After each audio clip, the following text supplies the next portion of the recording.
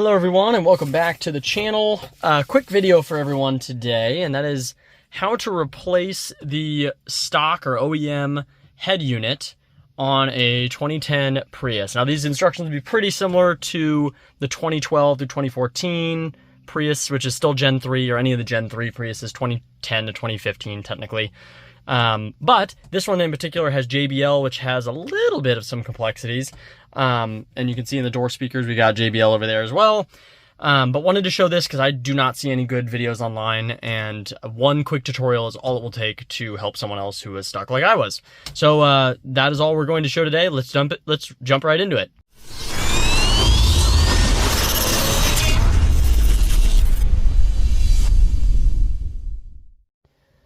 All right, step one, because it is 1,000,000,000 degrees in here, turn the car on and absolutely crank the AC because it is hot in here. So we will turn it on auto, and honestly, I'll turn it down to 69, nice. And we will get nice and cold in here, though it will be, turn that down just a little bit because it'll be too loud.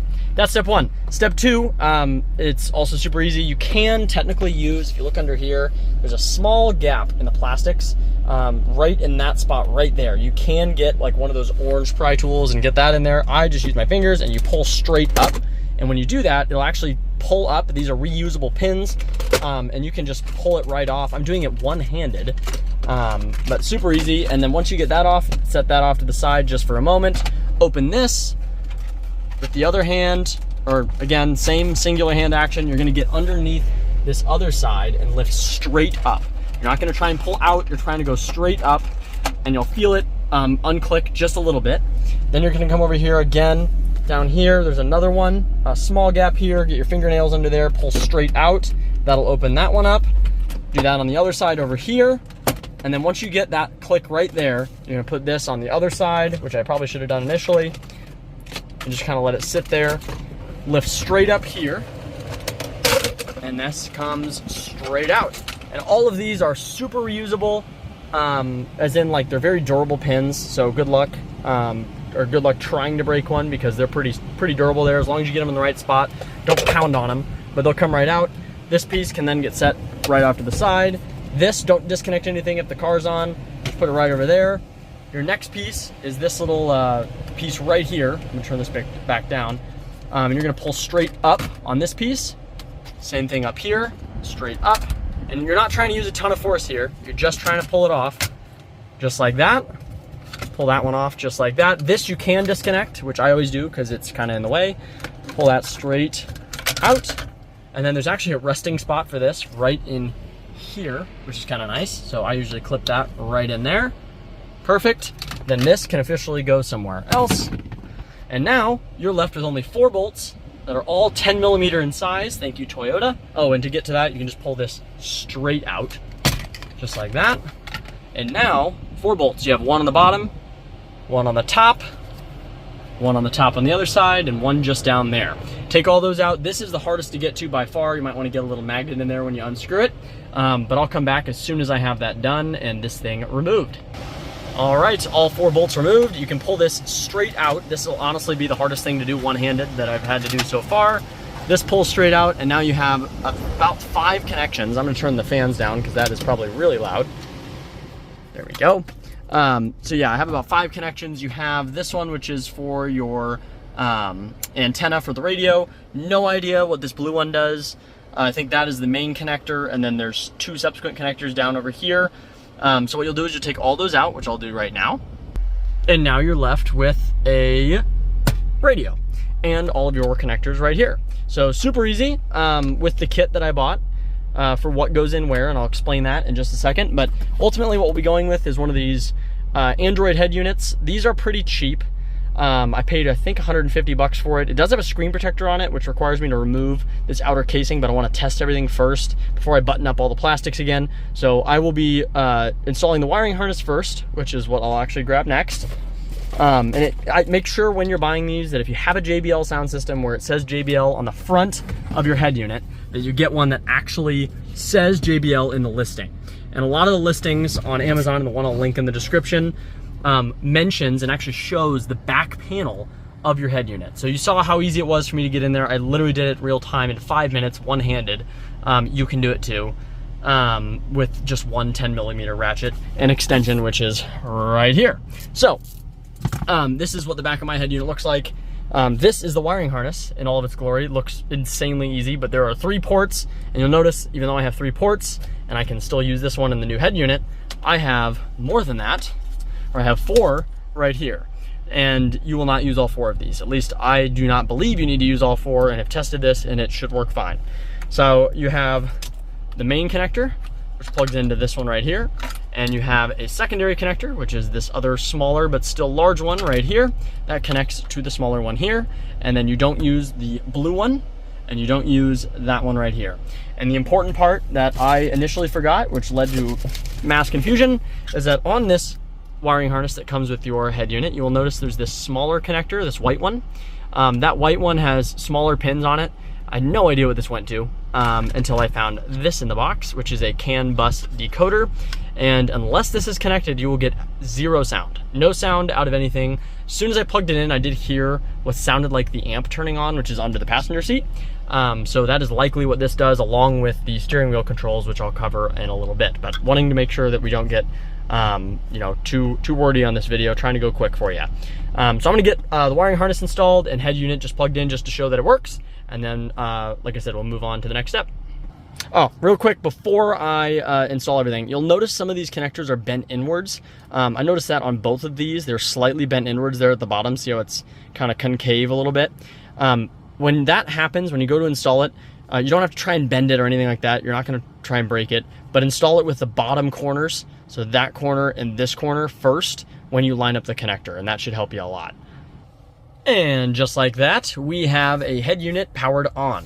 Easiest way to test it, I mean, you could use the radio, but a lot of these will come, especially if it's one of these cheaper ones, with a singular downloaded song or something, so you can always just click on that. Ideally, this will play. Yeah, not too loud, perfect. Sounds great, like shockingly good. For those with the JBL sound system, doing it this way will preserve your amplifier, as far as I understand it. So the sound quality coming from the speakers shouldn't be impacted too heavily. And when I tested this yesterday, the sound quality was fantastic. So I am not worried at all that despite the cheap price here, that I'm going to have low quality sound. And this is the finished product. Now I did have some issues when you put this trim back in. It seals along the edges of this little plastic piece here. And this plastic piece actually doesn't use the 4 screws that we pulled out of the upper left, bottom left, upper right, bottom right. So those are actually just sitting right down here. But now that the whole thing is installed, just wanted to show what it looks like. I also had to use, and I'm gonna get roasted in the comments a little bit for it, but I did have to use some drywall anchors, which was in order to get these sides level, which worked surprisingly well. This side's still a little bit recessed, so next time I have to get in there, I'll probably adjust that. But otherwise, it's pretty awesome. So it has a home button. For those familiar with Android, it's gonna function exactly as you're used to for an Android tablet. Obviously, if you don't have an internet connection to this tablet, which you probably won't, you're not gonna sign up for an internet subscription for this when you have a cell phone. Instead, you're probably gonna use Android Auto or Apple CarPlay, like is about to come up here. But instead, what I wanted to show was, the ability to actually have Hybrid Assistant installed and running locally on this giant display, which is really cool. And the other thing, and this was probably the second hardest thing, was running, actually this is probably the hardest thing, was running the backup camera. So running that backup camera was a challenge, primarily because, and I can go and show the rear of the car in just a second, but trying to run the cable through the existing little rubber tube, and then trying to run it through the ceiling of the car and then into the dash, and there's very little room or extra space when doing that is very challenging. So that was a pretty challenging, but otherwise this has been a pretty great experience. Easy way to upgrade the car. Now I have Android Auto, Apple CarPlay, which is freaking awesome. Let me go to the rear of the car and just show you the backup camera real quick. So the camera's in the same spot as the stock camera, but it screws in. It also has some adhesive right in there. And the wire actually ties in to the brake light. So back under here, you'll actually see some wiring where I tied it in right here to the brake light, which It's actually this red and blue wire right here. I tied it in. That's this wire right here. That actually runs all the way up through this panel, up through here, into this little rubber tube, up through here, and all the way back over to the camera, which again is like right up there. So that was a lot of wiring. The video cable I actually had to split in half and then resolder back together, but had to split it in half in order to run it through this tiny little tube, which does not have any extra space in it, which is just a positive and negative wire. So the backup camera is not for the faint of heart. Everything else is plug and play, so if you don't care about a backup camera, this is still totally for you. But otherwise, I'd say this was a pretty great success. And so there you have it. The 2010 Toyota Prius has now been upgraded with a much nicer head unit, so I'm sure we'll be using this in the future for filming the hybrid assistant videos. Typically, I'd film on my phone and then, you know, provide some commentary over top, but this, you know, allows for another method here. Also, while driving, seeing this on this display is really awesome. So, pretty cool. Those wanting to buy the same head unit, I'll put a link for it in the description. Again, huge important detail to make sure that you know, verify whether you have the JBL sound system or not. Now that you've seen how easy it is to take the head unit out, you could take it out, take a look at the back panel, and compare it to the listing before you buy. I know Amazon's great with returns, but still, you don't want to deal with the hassle. So that's all I had for this one. This was a pretty quick video. Let me know if you have any questions in the comments. Otherwise, stay tuned for the sodium ion update. I'm still working on that. It was interrupted by a little bit of towing that was done with this vehicle to bring a motorcycle home, and obviously that threw off all the mileage numbers pretty substantially. So I'm still working on that. I have about, oh gosh, about 2,000 miles on the pack so far. Initial impressions are good, but stay tuned. And like I said, we'll be posting here shortly. Hope you all have a good one, and we'll catch you in the next video.